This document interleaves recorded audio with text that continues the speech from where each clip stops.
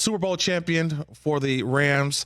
D'Marco Farr played the same position, the defensive tackle position for the Rams. He covers the Rams now as their sideline analyst for the Rams radio network, and he's joining the program right now. Sorry to wake you up so early this morning, D'Marco, but no one had a better seat to the career of Aaron Donald, man, from St. Louis to Los Angeles, the Super Bowls, the pro, everything.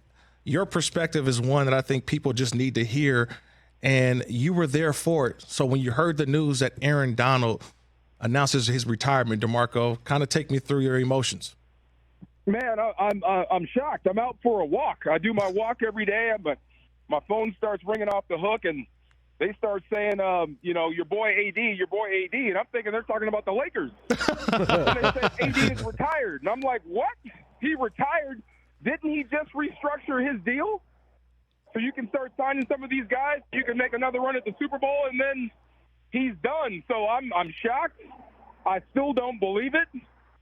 If he's done, then salute. In my opinion, nobody better. It's him and it's Reggie White.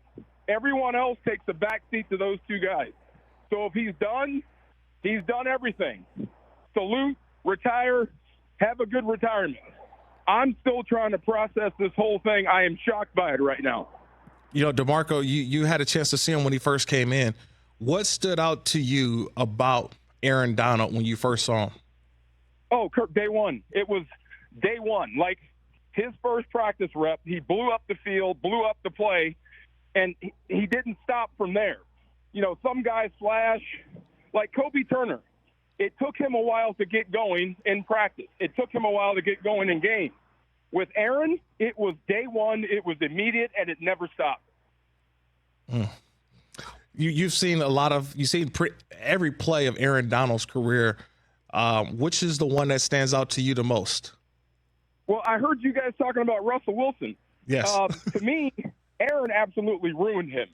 Really did. Up in Seattle. It was just maniacal the way he went after Russell. It seemed like something personal, like between just those two guys. But watching him go after Russell, watching him go after every single quarterback in this division has been fun to watch. But my favorite play, this is going to sound grotesque.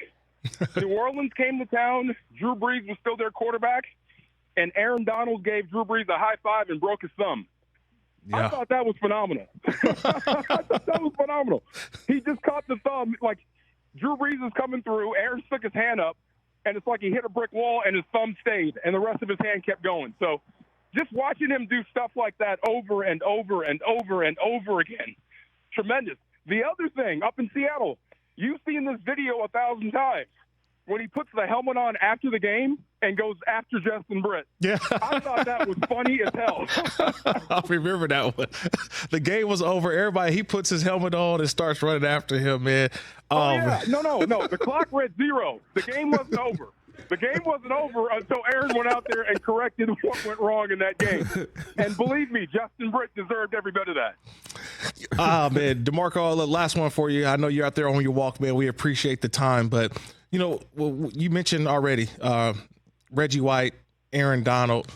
But when you think about Aaron Donald, his size, the speed, his strength, like they didn't make defensive tackles this way. So I think that he also kind of had to overcome what people thought he couldn't be, and he outperformed everybody. Well, what they call undersized, we call perfect. And I've had conversations with Aaron about this. Being 6'1", for draft stock, when they're measuring you, weighing you, and all that stuff for the combine, it's a detriment. You seem short. You seem undersized.